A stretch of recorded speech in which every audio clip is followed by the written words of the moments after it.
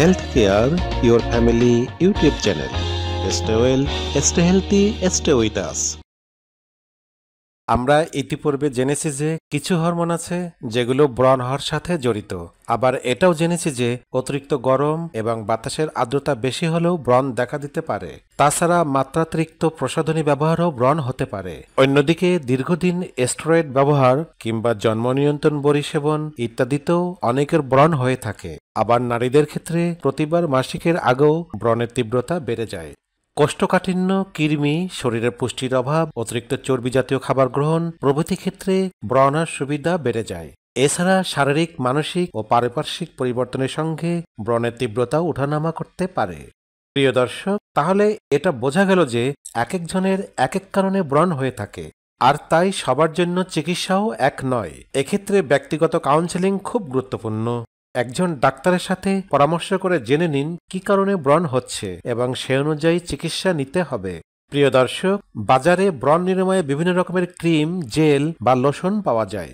অনেকের ত্বক স্পর্শকাতর হয়ে থাকে। তাছাড়া এসব ক্রিম অতিমাত্রায় ব্যবহার করার কারণে নানা পার্শ্ব প্রতিক্রিয়াও হতে পারে। এজন্য ব্রণ সারাতে অথবা ব্রণের প্রকোপ বেড়ে গেলে যে কোনো ওষুধ ব্যবহারের আগে ডার্মাটোলজিস্ট চিকিৎসকের পরামর্শ নিন।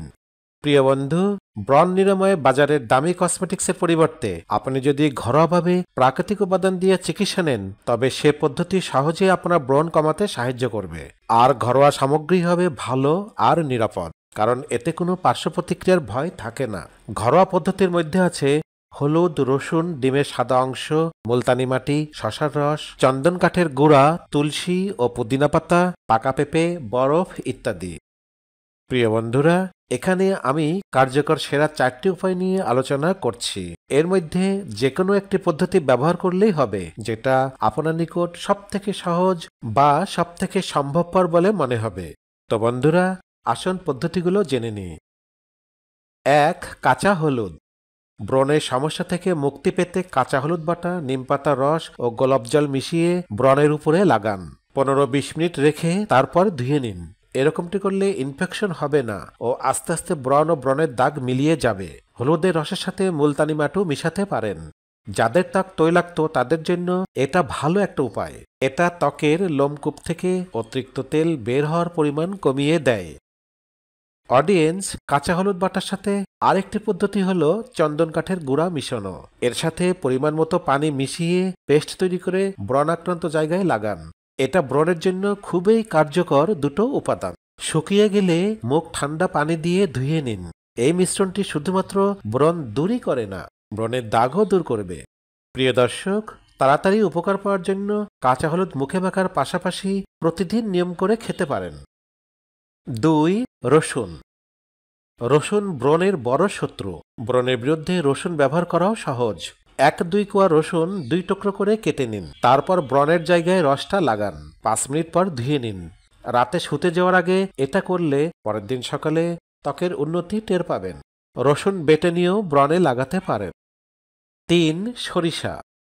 সরিষাতে প্রচুর পরিমাণে স্যালিসাইলিক অ্যাসিড রয়েছে, যা খুব সহজেই ব্রণের জীবাণুকে ধ্বংস করে।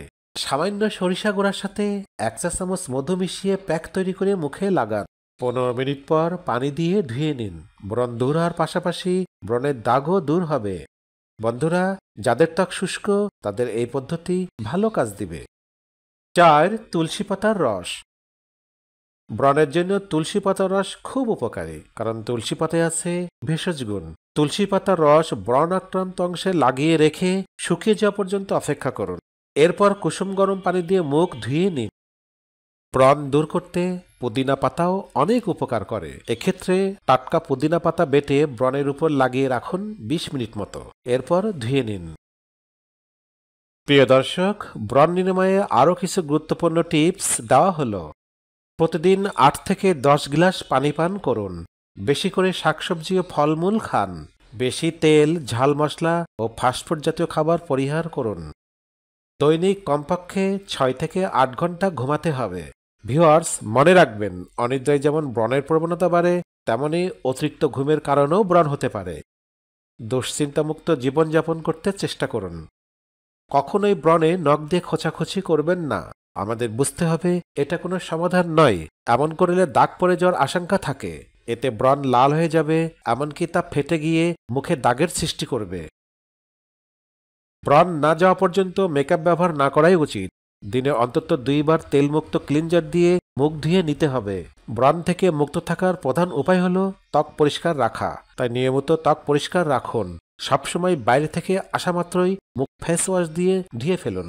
এছাড়া হালকা গরম পানির স্টিম নিতে পারেন, এতে করে ত্বকে জমে থাকা ধুলাবালি পরিষ্কার হয়ে যাবে।